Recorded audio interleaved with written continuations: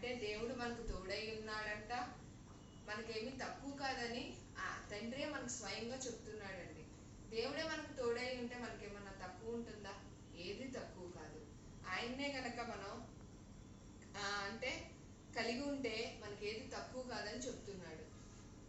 కుటుంబంలో కూడా చూడండి, భార్య భర్తలు అన్నాక కుటుంబంలో ఫ్యామిలీ పరంగా పిల్లలు అన్ని విషయాల్లో కూడా ఒకరికి ఒకరుగా తోడుగా జీవిస్తూ ఒకరిపై ఒకరు నమ్మకం మరింతగా ఆ కుటుంబంలో నడిపించుకుంటూ వెళ్తూ ఉన్నప్పుడు భర్త తెచ్చిన ఆ కుటుంబ అవసరాలకు సంబంధించిన అమౌంట్ని అంటే ఆ డబ్బుని భార్య చక్కగా, ఎంత చక్కగా అంటే అన్ని విషయాల్లో కూడా ఏది అవసరమో ఏది అవసరం లేదో అవసరమైన వాటి ఖర్చు పెడుతూ అవసరం లేని వాటిని కూడా తను తీసివేస్తూ ఎప్పుడైతే చక్కగా పొదుపు చేస్తూ ఉంటూ కూడా కుటుంబాన్ని నడిపిస్తూ ఉంటుంది.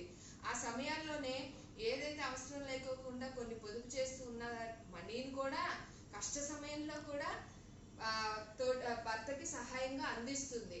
ఇది చాలా గొప్పగా దేవుడు మనకు తోడై ఉన్నాడు అని అంటే, భర్త తోడై ఉండి భార్య కుటుంబంలో ఏదైతే అన్ని విషయాలుగా చూసుకుంటున్నాడో భార్య కూడా భర్తను అర్థం చేసుకుని అన్ని విషయాల్లో కూడా అర్థం చేసుకొని ఒకరికొకరు తోడై ఉండి నమ్మకంతో కుటుంబాన్ని నడిపించుకుంటున్నారు. కాబట్టే మరి ముఖ్యంగా దేవుడు తోడై ఉండబట్టి, దేవుడు తోడై లేకపోతేనండి ఆ కుటుంబంలో ఇక అస్సలు ఎటువంటి గలిబిళ్ళు ఉంటాయో, ఎటువంటి చిరాకులు ఉంటాయో.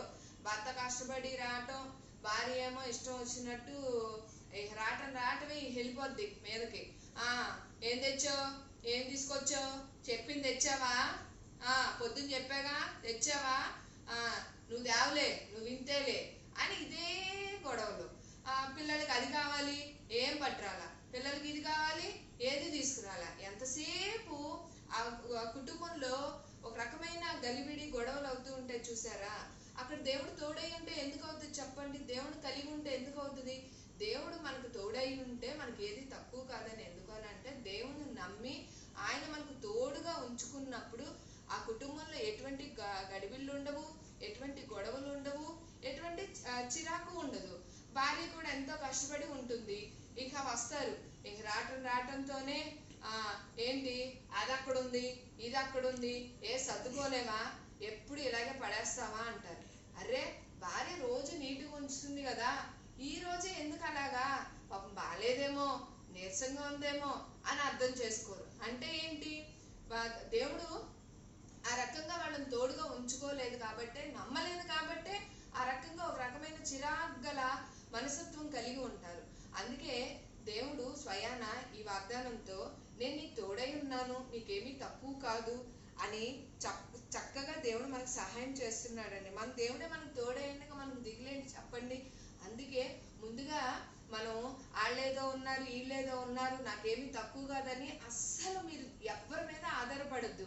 ఎవరి పనులు వాళ్ళకే ఉంటాయి. కాబట్టి నా దేవుడు నాకు తోడై ఉన్నాడు, నాకేమీ తక్కువ కాదు, కష్టాల్లో గుండా బాధల్లో గుండా వెళ్ళా నా దేవుడు నాకు సహాయం చేస్తాడు, నేను దేనికి చింతపడను, నా దేవుడు తోడైన నాకు సహాయం చేస్తాడని మన కనుక కలిగి ఉంటే కుటుంబంలో భార్యాభర్తల పట్ల ప్రేమ మరింతగా ఉంటుంది. ఆ కుటుంబంలో అవసరతలన్నీ దేవుడు ఏ తక్కువ కాకుండా చేస్తాడు. చూడండి, ఏలా ప్రవక్త ద్వారా అక్కడ ఒక స్త్రీ కొడుకు ఇంకా ఆఖరి దినం అనమాట, వాళ్ళ 2 రొట్టెలు చేసుకొని తింటే చాలు, ఇంకా అంతే. ఈ కరువు అనేది ఆల్రెడీ ఆ రాజ్యంలో స్టార్ట్ అయిపోయింది. రాజులు సైతం కూడా అక్కడ కరువును అనుభవించే సమయం వచ్చినప్పుడు ఏలియా ప్రవక్త ద్వారా, అక్కడ ఎంత గొప్ప దేవుడు అండి, దేవుడి సహాయం తోడై ఉండి సహాయం చేపట్టగా నా దేవుడు తోడై ఉన్నాడని ఆ స్త్రీ ఎంతో నమ్మకం కలిగి ఉంది. కాబట్టి ఏలియా ప్రవక్త ద్వారా అక్కడ ఆ స్త్రీకి సహాయం అందించాడు. దేవుడు తోడే లేకపోతే ఆ స్త్రీకి అక్కడ సహాయం అందదు. ఇంకా 2 రొట్లు ఎప్పుడైతే ఆ ప్రవక్త మాటకి తను నా దేవుడు నాకు తోడై ఉన్నాడు కాబట్టే ఈ రకంగా ఇప్పుడు ఈ క్షణం నాకు ఈ రకంగా నాకు మాట ఇచ్చి ఉన్నాడు, ఈ రొట్టె కనుక ఆ దైవజనుడికి ఇస్తే అని చెప్పి ఆ బిడ్డ ద్వారా పంపించడం, ఆ ఒక్క రొట్టెతో వాళ్ళు ఉన్న సమయంలోనే ఎమ్మటే అక్కడ పిండి తీస్తున్న కొద్దికి 360 అంటే 3 సంవత్సరాలు కూడా, అంటే 365 రోజులు సంవత్సరం, అలాగా 3 సంవత్సరాలు కూడా ఎటువంటి కరువు లేకోకుండా పిండి తీస్తున్న కొద్దికి ఏ రోజుకు ఆ రోజు ఏది తక్కువ కాకోకుండా బ్రుడ్డిలో ఉన్న నూనె కూడా వాళ్ళకి సరిపడుతూ చక్కగా వాళ్ళు ఆ రాజులు సైతం కరువును అనుభవించారు, కానీ ఆ తల్లి ఆ కొడుకు మటుకి కరువు అనుభవించలేదు. ఎందుకని అంటారు? దేవుడు తోడే ఉన్నాడు కాబట్టి ఏమీ తక్కువ కాలేదు. ఆ రకంగా మన దేవుడు మనకు తోడే ఉన్నాడని స్వయాన ఈ వాక్యంతో మనల్ని బలపరుస్తున్నాడండి.